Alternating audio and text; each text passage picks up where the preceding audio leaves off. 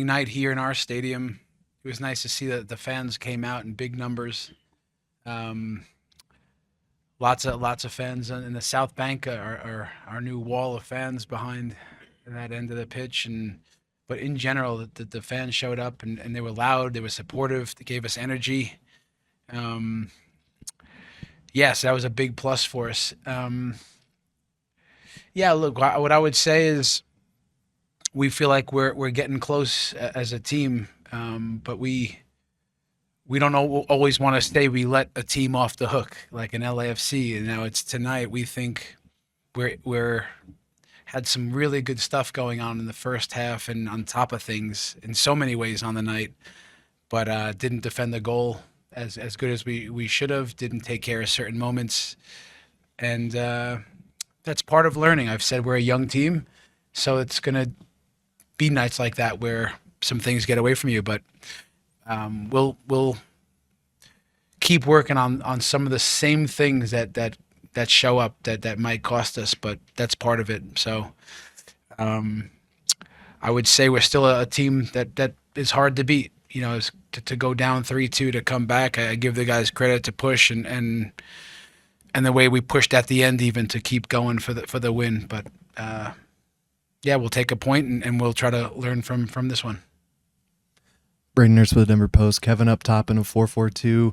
Georgie up on the left in a 4-3-3 at times. Just take me through those specific looks and what you thought it unlocked for you tonight. Well, the main thing tactically and structurally is we have the three central midfielders. So Josh Atencio, that addition to our team, it's at the moment instead of an Oliver Larraz, a similar profile, it's in addition to. Then of course you add Cole Bassett, and you can see we can win the midfield.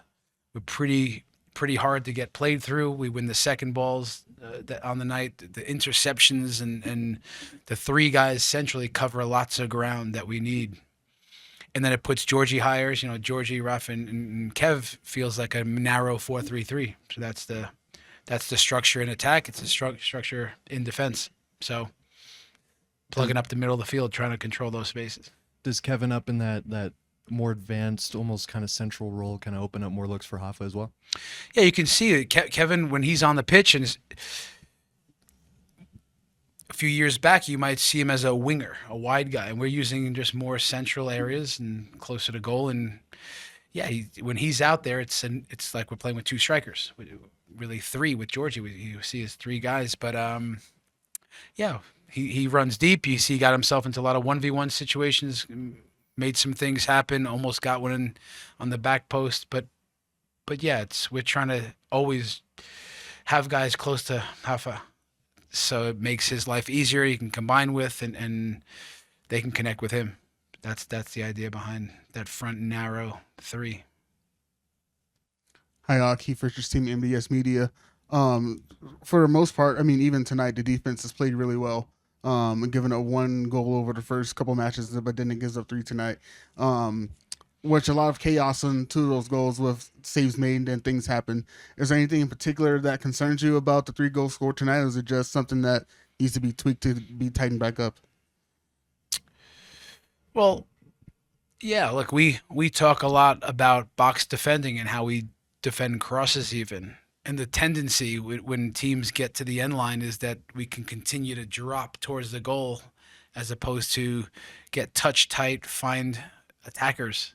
So you can see on the first one, we probably have a bunch of guys that overrun it, gets cut back. And this is something we work on tirelessly, but it's not easy when it's real time.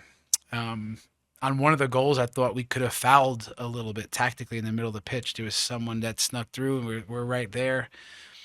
It might have been Cole Bassett, but I don't know if he was on a yellow card by that. I'm not so sure, but this is something that we've talked about, breaking attacks. We're a very honest team, good counter pressing, good structure, recovery runs. But on one of them, I thought there was a foul, and then one was a scramble, and yeah, you gotta get it out, right? So it's one team's trying to score, one trying to defend, and I think we give up 4 shots on goal in 90 minutes, guys. It's 3 go in, so we have to be better. The minute that the defense or the offense that we start feeling unlucky or just this type of thinking, it's tricky. But the guys know that we can do better in some of those moments. We've been pretty good on the year so far, and we'll keep working at it. Matt Pollard, Burgundy Wave. Chris, it's been a week for Cheeto. Fantastic performance from him. The crowd responds to him. Your thoughts on his performance given the week he's had, and what was the reason for the substitution in the 64th? Thank you. Yeah, we thought he had another solid performance. The one recovery run he makes when a guy gets behind him, it's tricky. If he fouls, it could be maybe a red card. But he showed good control, savviness, experience, speed, recovery speed. He's an energetic guy, and I think that's what the fans can see and appreciate. He's proactive and aggressive in his defending, but he's also intelligent to help lead that back line. So, thought it was another solid performance from him, and he had some groin issue pain coming into the game, and when he said that he had that little pain in the game, and he also got hit in the eye, but it was more the groin that we had to be very careful with to not overdo it. Signaled one of these, then it was like one of these, but we knew we got to protect him in that moment. Couple near misses for Hoffa on Tuesday. Just what does a night like tonight do for him and really the attack as a whole? Yeah, look, we said the attack's going to get going. We got it going tonight a bit, not just with goals, but we thought it looked and felt different. More vertical, more tempo, more crosses, lots of flurries of corner kicks, in the game, especially early, in the first half. But guys were fluid. I thought Cole Bassett was buzzing on the ball, and Ali gets an assist, which he's up and around some good spots. But there was a feeling of tempo and verticality that when we play with that type of football, we feel much more like us, and we know we can create chances. So, we challenged our fullbacks to be more proactive tonight. We asked Keegan to get forward even more, scores a goal. Elliot, one of our assistant coaches, sent them some clips of him driving with the ball, scoring a couple of goals, and it's nice to see that translated for him. But this is the type of football we need to play, home and away, and then Rafa will naturally get rewarded, I think.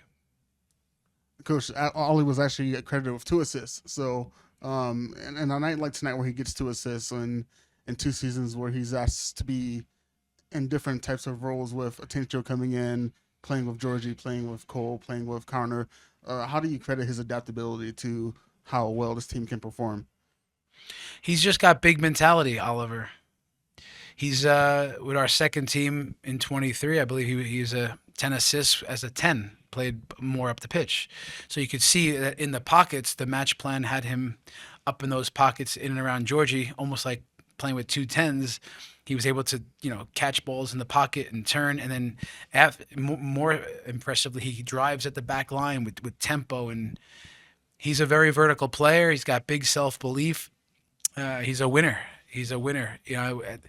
At the time that we were bringing Omir in to replace him, that's when he gets the assist. And it's like, do you leave him in a little longer? But because now you're in it. It's a little risky to go more attacking. We said, let's go with Omir and try to push for the game winner. But Ali, I thought, looked solid for sure up the pitch. Aramis Loma Guzman, Mountain Time Sports Report. Josh Atencio's played a lot throughout these first 2 games.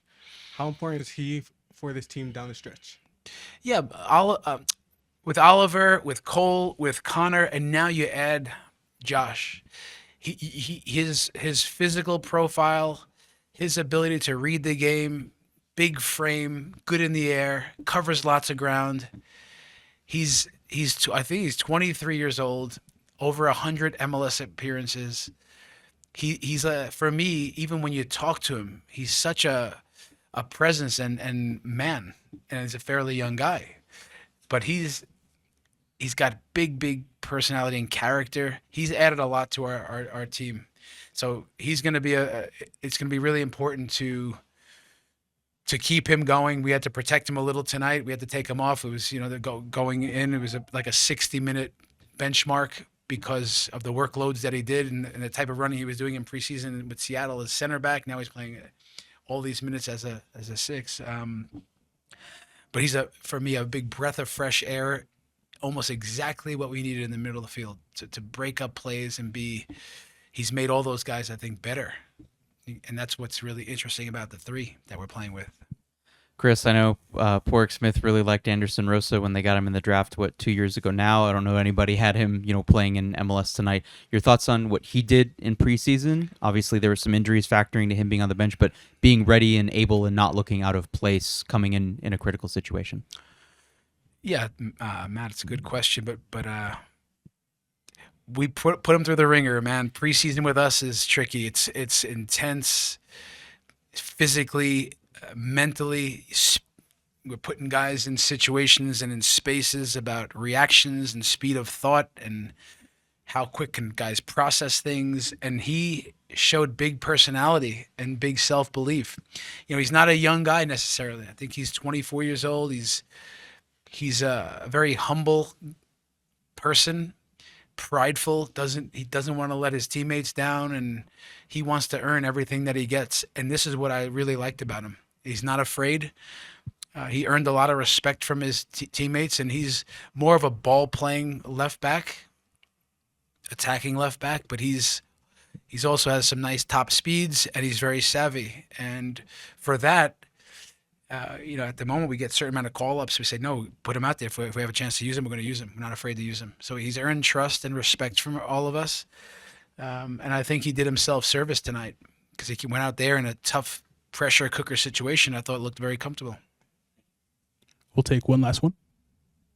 Coach, this is Rafa's 5th goal in 3 games against Dallas. The last 2 were brace performances.